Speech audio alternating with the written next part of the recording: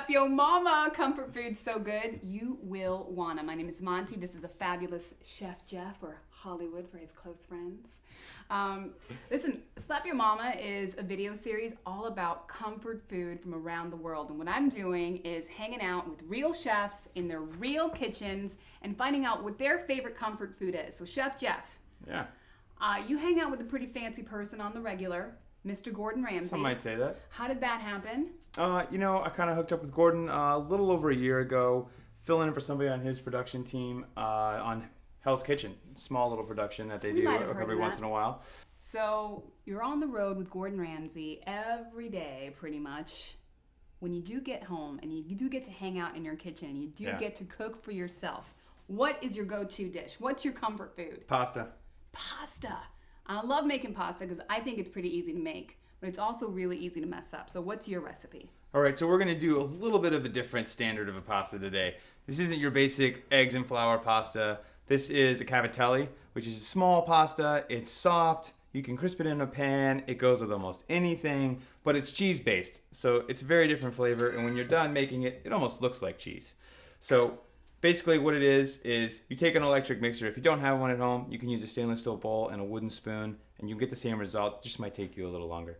So you take 4 cups of flour, 1 egg, 1 pound of ricotta cheese. 1 pound? 1 pound. It's a lot. It's a lot of cheese, but Nice. it's good. A 1/4 cup of milk and a nice heavy pinch of kosher salt. If you don't have kosher salt, any kind of salt will do. Kosher just works a little nicer. Basically, so there you go. You put all that in the mixer. Yeah, Chef Jeff got us started already. He already started mixing this stuff all up. He's a very impatient person. He's like, let's just get this done. I don't even want to look at you anymore. I'm tired of your face.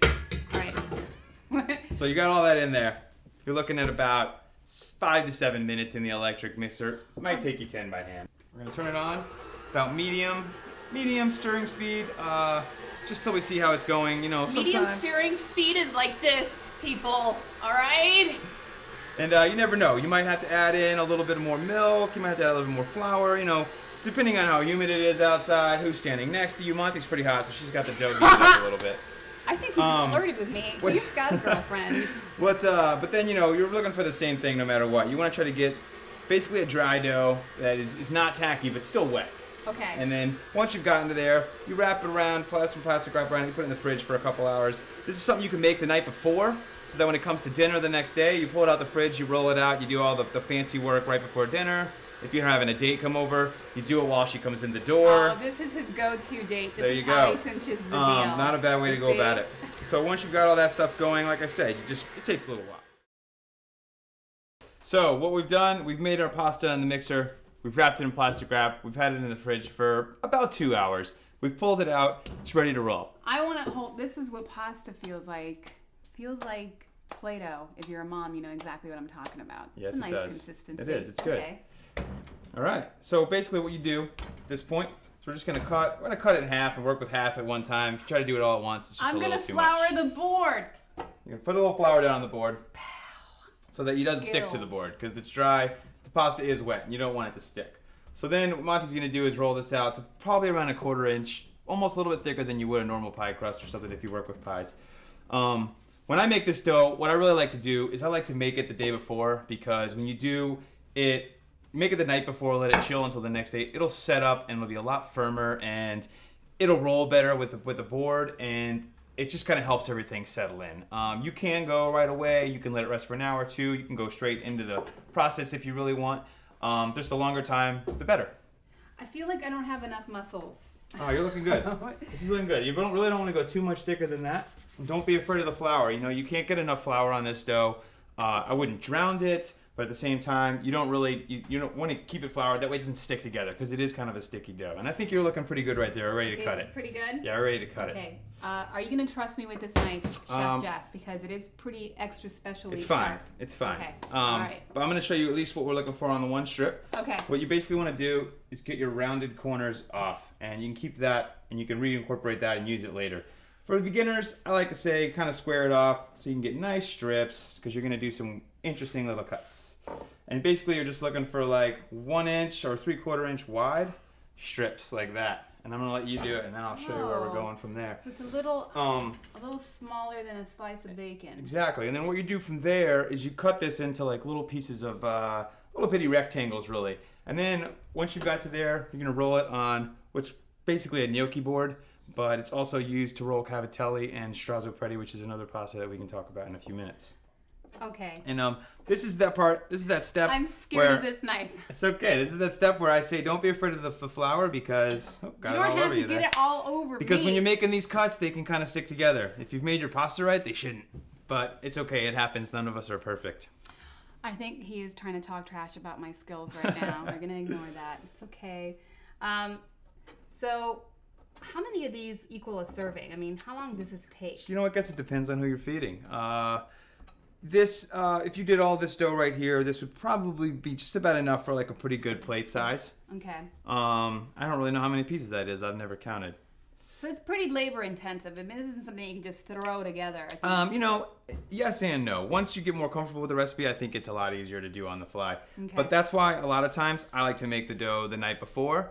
So when I get to the day of, all I have to do is this process, is the rolling and the roll up. Because yes, it can take a minute, but it's greatly enjoyable. Okay, it's where the magic It's happens. very zen-like, you know. It's very comforting and very relaxing to roll pasta. And this is what I like how you've branded it. You know, you with got your name sometimes on in kitchens you got to make sure your name is on something, otherwise Yeah. it goes walking away. Okay. This is a cavatelli board.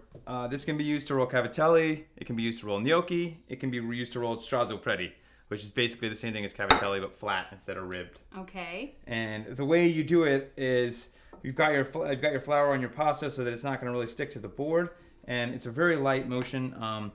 It's more pressure on the end. So you start the roll, and then at the very end you kind of push your thumb down to drag it out, and that makes it really thin at the end, and then you just gently roll it off the board, and the thin part on the end kind of wraps around and seals the pasta so that you have ribs, and it's also kind of hollow, but yet Shut your mouth. but These kind are of joined. so cute. And all those are great because the little grooves and everything will hold onto the sauce a lot better, and it looks cool. My turn. I'm gonna try this. Let me see. Let me just not. It shows the work that you've put into your dinner when you serve someone fresh cavatelli. It's not just something out of the fridge. I mean, this is the kind of dinner that you put on the table when you want to seal the deal, right, Chef Jeff? It doesn't hurt.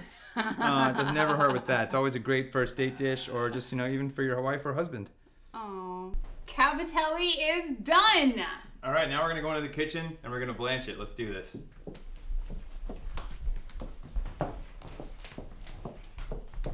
Okay, explain to me what blanching is. Blanching is taking, it's called for in a lot of recipes, especially in French cuisine. It's huge. It's used to do a lot of things. Preserve greenness in vegetable leaves, cook things that are going to be recooked later on, but not overcook them. So what you do is in this case especially, we're going to take the pasta, we're going to plunge it into boiling water, and then we're going to let it cook for just a little bit, and then we're going to take it out, we're going to put it into ice water so that we stop the cooking process. Therefore the pasta has kind of reached a perfect medium. It's not overcooked, it's not undercooked. So that later on when we reheat it to dinner, then it's not overcooked and gummy.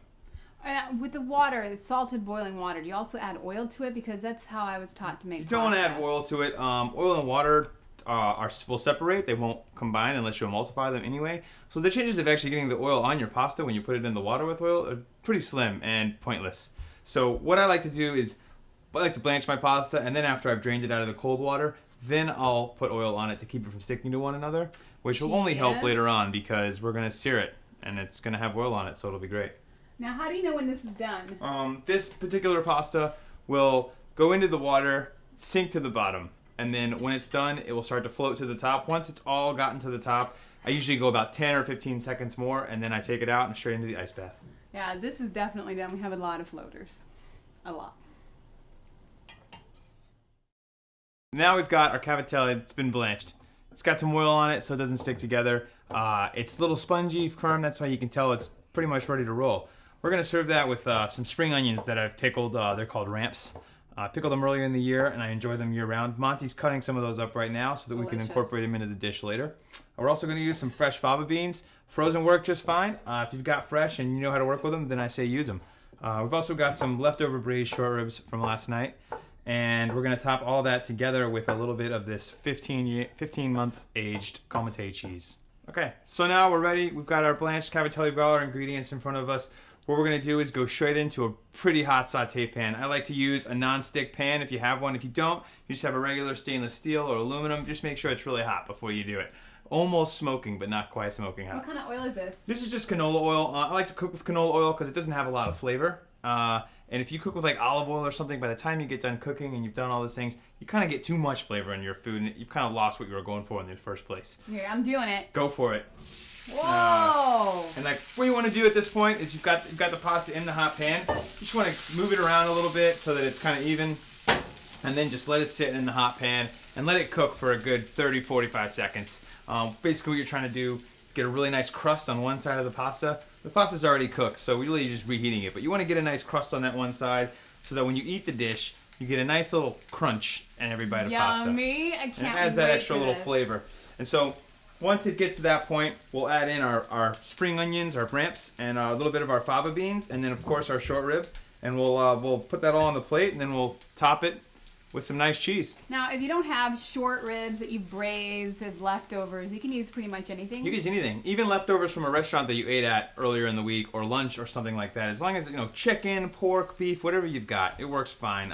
You don't necessarily have to have all this sauce either. Just good pasta and good vegetables, good produce, whatever you've got. It all goes great with this dish. See, I love this. Are we ready over there? I think we're ready with these, and so why don't you go ahead and give this a little flip, and we'll flip the pastas over. Are we flipping now? And that way we'll make sure that we got some crust on the other side. And if not, we'll just keep going. A proper just flip? real slowly, kind of go forward and pull back at the same time. Whoa! Not quite like that. Don't worry about that though. It takes a little while to get good at these things. So we'll give it a nice little flip. You're off the flipping. You can see we've got some nice crust. You're no more flipping for you. What we're gonna do now is add everything else in. Okay, that So a little bit of the ramps. A little bit of the ramps. Okay, how about that? Some of those fava beans. A little bit of fava bean. Bam. And then you want a little bit of your short rib and your sauce. Maybe a couple good helping, spoonfuls. There you go. Now give that another kind of stir it around a little bit. You want to get everything incorporated. You can kill the heat at this time. You're pretty much done with the dish, and you just want to let everything kind of emulsify. I'm scared. Okay, I'll do it. We'll get it all flipped up. Do it. Oh my god. You're going too hard. You got to go more finesse. Okay. Just real. There you go. Simple, slow. Oh my gosh. There I you totally go. did it. There you go. All right, ready to go on the plate. I think we're ready. Go ahead. Okay. Do it up. You got your spoon right there. You never want to just pour it straight onto the bowl like that. You always want to use the spoon to go on. Otherwise, you just get spatter all over your plate and it doesn't look. You've taken the effort and you try to make it look as nice as possible at this point. Wow, this is delicious. It smells amazing. Can you smell this? No. Sucks for you. And so, we've come to this point. We've got everything on the plate. It's still pretty hot. We want to take a just a regular vegetable peeler and your nice cheese, whatever you want to use. If you like Parmesan, use Parmesan. If you like, Reggiano, use Reggiano. That's fine. I like to kind of go on the side of the board first and then use my fingers to put it on the dish. I'm putting it on. Do ahead. Just put it on there wherever you want. I want to sprinkle your comfort There you food. go. That came out a lot dirtier than I meant That's to. okay. Okay. Food is like that sometimes. And then there you go. That looks so good. I bet you would want to slap your mama. Maybe. For real. My mom might slap you back though.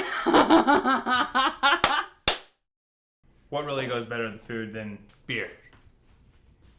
He is legitimately pouring fresh brewed beer out of his fridge. That is ridiculous. Did you make this? I did make this. Wow. I made this a while ago, but it's fresh, it goes with the food, and it's hot outside.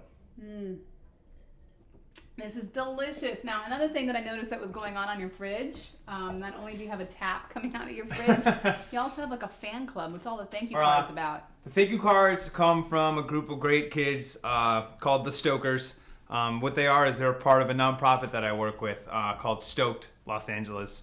What that program does is we empower kids with life lessons, and we do that through action sports. We take them snowboarding, surfing, and skateboarding. And my role is that in my off time, whenever they have an event, I coordinate and get real, good, healthy, organic food cooked for these kids so that when they're doing all these things and charging life hard, they can eat healthy and learn a little bit too. Well, you need to add something to the foundation, and that's showing the kids how to make an amazing meal, because this looks ridiculous. Maybe we'll get there someday. Yeah, let's chow down. All right, I like it. I'm excited. This looks good. I've never had Ooh, I wanted that 15-month age Comté cheese. It's pretty good. You did a good job. You taught me well.